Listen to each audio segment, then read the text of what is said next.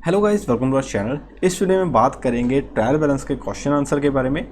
3 question discuss करेंगे, बहुत ही मज़ेदार क्वेश्चन है। लेकिन उससे पहले अगर आपने पहली वीडियो नहीं देखी जिसमें मैंने ट्रायल बैलेंस के कॉन्सेप्ट, उसकी लिमिटेशन, उसके मेथड्स के बारे में डिस्कस किया था, जाइए पहले वो वीडियो देखिए, तभी आपको ये अच्छी तरह से समझ आएगा। चलिए क्वेश्चन को डिस्कस करते हैं।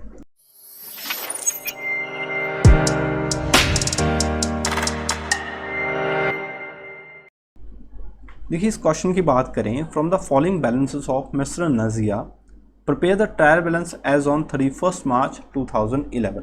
हमने ट्रायल बैलेंस बनाना है, तो आइए शुरू करते हैं।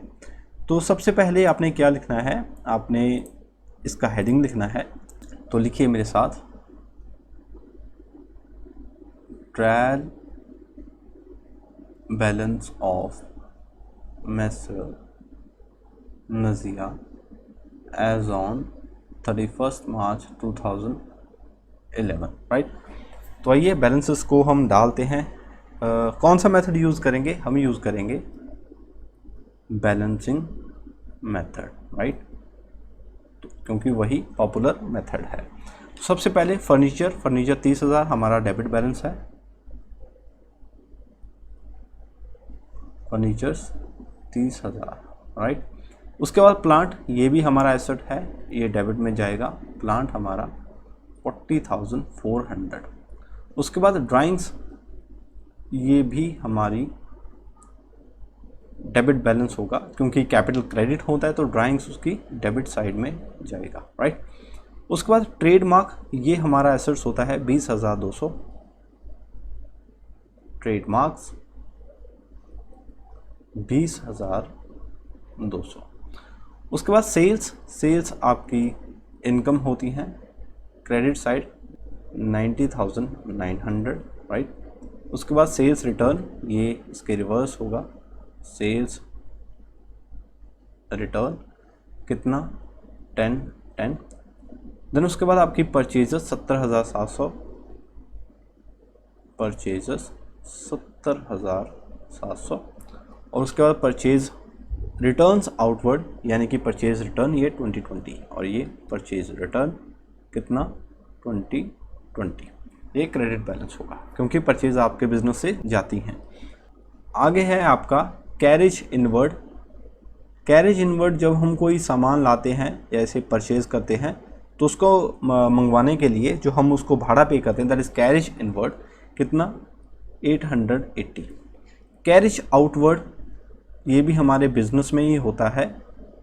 जब हम फाइनल अकाउंट पढ़ेंगे तब इसको समझेंगे, अभी फ़िलहाल ये खर्चा है तो हम इसको डेबिट करेंगे। उसके बाद आता है कि ये दोनों हो गए बुक डेट्स। बुक डेट्स होता है आपका बैड डेट्स, ठीक है। तो बैड डेट्स आपका खर्चा है, लॉस है। बैड डेट्स इस तरह से लॉस है 25,500, राइट। देन उसके बाद कैपिटल क्रेडिट होगी। कैपिटल कितना? 72,470। भाई मेरे पास जगह कम पड़ रही है। प्रोविज़न फॉर बैड डेट्स, देखिए जो प्रोविजंस फॉर बैड डेट्स होते हैं, प्रोविजंस, जितनी भी प्रोविजंस आपको मिलेंगी, ऑलवेज क्रेडिट बैलेंस होता है प्रोविजंस का, ऑलवेज क्रेडिट, ठीक है। क्योंकि ये किसी अकाउंट्स को रिप्रेजेंट कर रही होती हैं, तो ये प्रोविज़न फॉर बैड डेट्स आपका ऑलवेज क्रेडिट बैलेंस होगा। तो प्रोविज़न फॉर बैड डेट्स कितनी? Always credit balance, that is 1500, right. आगे है अप्रेंटिस प्रीमियम। अप्रेंटिस प्रीमियम वो होता है कि हम किसी को काम सिखाते हैं और काम सिखाने की वजह से उनसे पैसा लेते हैं, तो ये कहीं ना कहीं हमारी इनकम है। इसको हम इनकम चार्ज करेंगे, तो इनकम ऑलवेज क्या होती है सर? क्रेडिट होती है। तो अप्रेंटिस प्रीमियम, तो ये हमारी क्रेडिट होगी कितनी? 3,000 से, ओके, राइट। देन उसके बाद ऑफिस इक्विपमेंट, ये आपका एसेट है। ऑफिस इक्विपमेंट कितने से? That is 12,800। 12,800। आगे है मोर्टगेज लोन। मोर्टगेज लोन आपकी लायबिलिटी होती है, तो मोर्टगेज लोन तो कितना? 25,000, ये क्रेडिट साइड आएगा, ओके। देन उसके बाद डिस्काउंट अलाउड। आपने डिस्काउंट अलाउ किया है, क्या किया है, अलाउ, तो ये कहीं ना कहीं आपका लॉस है। क्या है, लॉस है। डिस्काउंट अलाउड कितना, 1000। उसके बाद आता है बैंक लोन, ये आपकी लायबिलिटी होती है। बैंक लोन ये आपकी लायबिलिटी कितनी, 33,000। तो ये हो गया। उसके बाद इंटरेस्ट ऑन बैंक लोन, देखिए बैंक लोन आपकी लायबिलिटी है, लेकिन इस बैंक लोन पर जो आप इंटरेस्ट पे करोगे वो आपका खर्चा होगा। क्या होगा, खर्चा होगा। इंटरेस्ट ऑन बैंक लोन, तो ये 1600 आपका डेबिट साइड आएगा। Interest on bank loan, okay. उसके बाद under writing commission, under writing commission आपका खर्चा होता है। अंडर राइटिंग कमीशन, लेकिन ये 3500 नहीं, ये 3800 है, तो ये डेबिट साइड 3800 हम लिखेंगे। देन उसके बाद लाइव स्टॉक की बात करें, लाइव स्टॉक होता है एनिमल्स। तो एनिमल्स आपके बिजनेस के एसेट होते हैं जो आपने रखे होते हैं, जैसे गाय, ठीक है, बकरी, कोई भी आपके एनिमल्स हो सकते हैं, डेयरी फार्मिंग का बिजनेस हो सकता है, तो ये लाइव स्टॉक आपके एसेट होंगे। तो लाइव स्टॉक कितना, 9000, ठीक है, ये आपका एसेट है। आइए टोटल करते हैं, मेरे साथ कीजिए।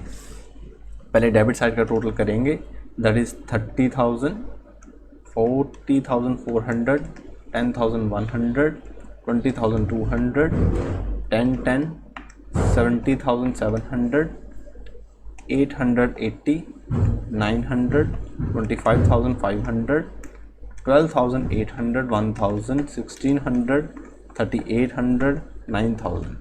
तो ये आपका हो जाएगा टोटल जो होगा, दैट इज़, मेरे पास जगह कम पड़ रही है, 2,27,890, ठीक है।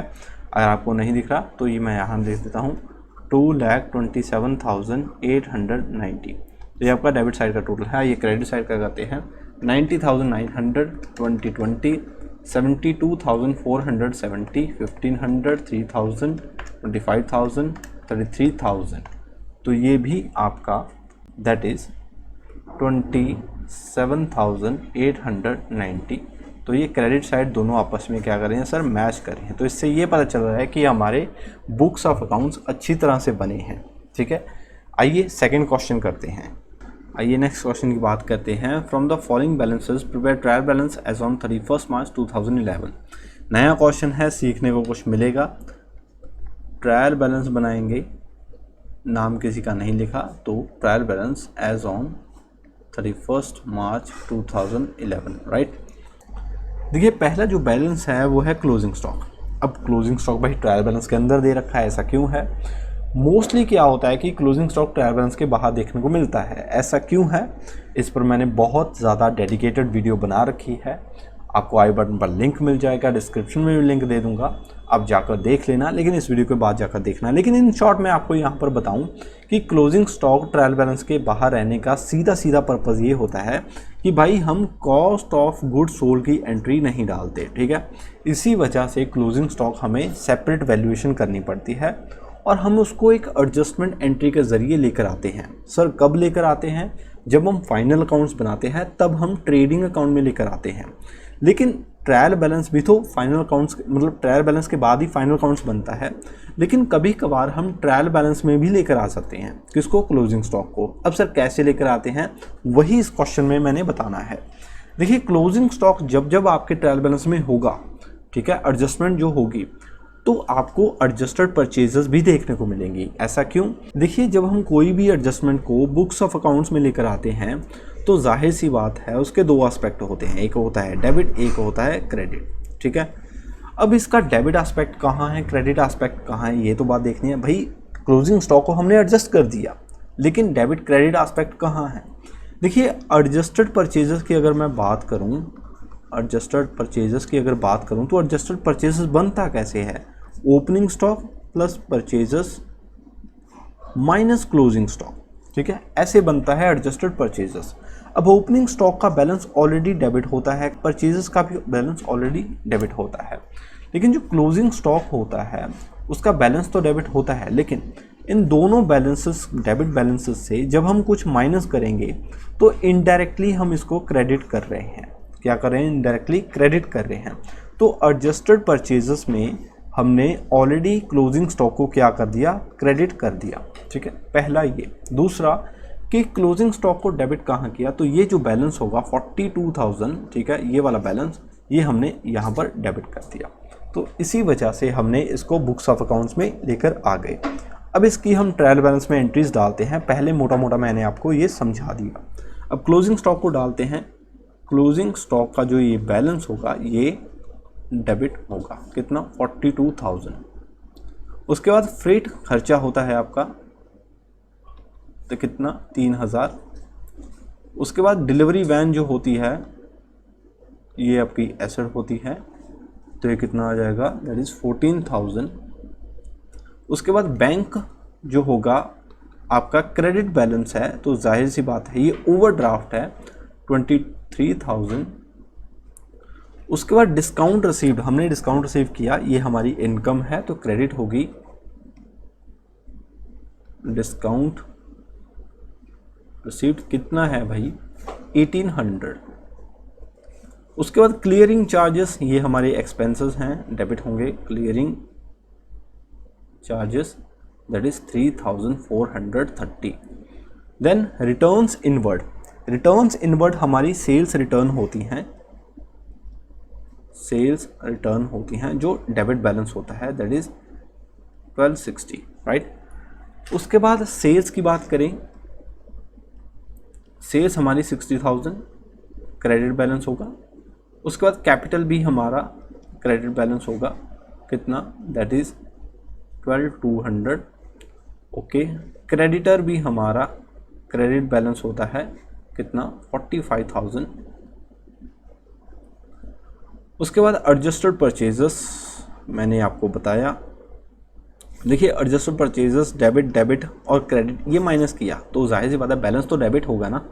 एडजस्टेड परचेजेस कितनी? ये है भाई आपकी 56,200। भाई बैलेंस तो डेबिट होगा, ठीक है। अच्छा, फिक्स्ड लायबिलिटी, ये आपकी लायबिलिटीज़ हैं, तो जाहिर सी बात है क्रेडिट बैलेंस कितना? 18,810। अच्छा, डेटर्स की बात करें, जगह थोड़ी सी कम पड़ रही है, डेटर्स हमारे 24,420। एंड उसके बाद हमारी मशीनरी, ये भी हमारी एसेट हैं, कितना? 16,500। तो आइए टोटल कर लेते हैं, क्या टोटल निकलता है? 42,000, 3,000, 14,000, 3,430, 1260, 56,200, 24,420 एंड 16,500, राइट। तो ये आ जाएगा हमारा टोटल जो होगा एज पर बैलेंसिंग मेथड, ये आएगा 1,60,810। तो क्रेडिट साइड का करेंगे 23,000, 1,800, यस 1,800, 60,000, 12,200, 45,000 एंड 18,810। तो ये हमारा इधर साइड का भी टोटल 1,60,810। तो देखिए ये आपके टोटल बैलेंसेस आपस में मैच कर रहे हैं, तो जाहिर सी बात है ये आपका क्वेश्चन भी सही है। तो उम्मीद है आपको ये समझ आया होगा, इसीलिए मैंने ये क्वेश्चन को पिक किया। अच्छा क्वेश्चन है, ये पूरे क्वेश्चन को कवर करता है। इसमें आपका क्लोजिंग स्टॉक भी हो जाता है, आपके प्रोविजंस भी आ जाते हैं, रिजर्व भी आ जाते हैं। तो इसी के साथ अगर वीडियो अच्छी लगी हो वीडियो को लाइक कीजिए, चैनल को सब्सक्राइब कीजिए, अगर कोई डाउट हो तो कमेंट कीजिए। तो मिलते हैं नेक्स्ट वीडियो में। Thank you so much.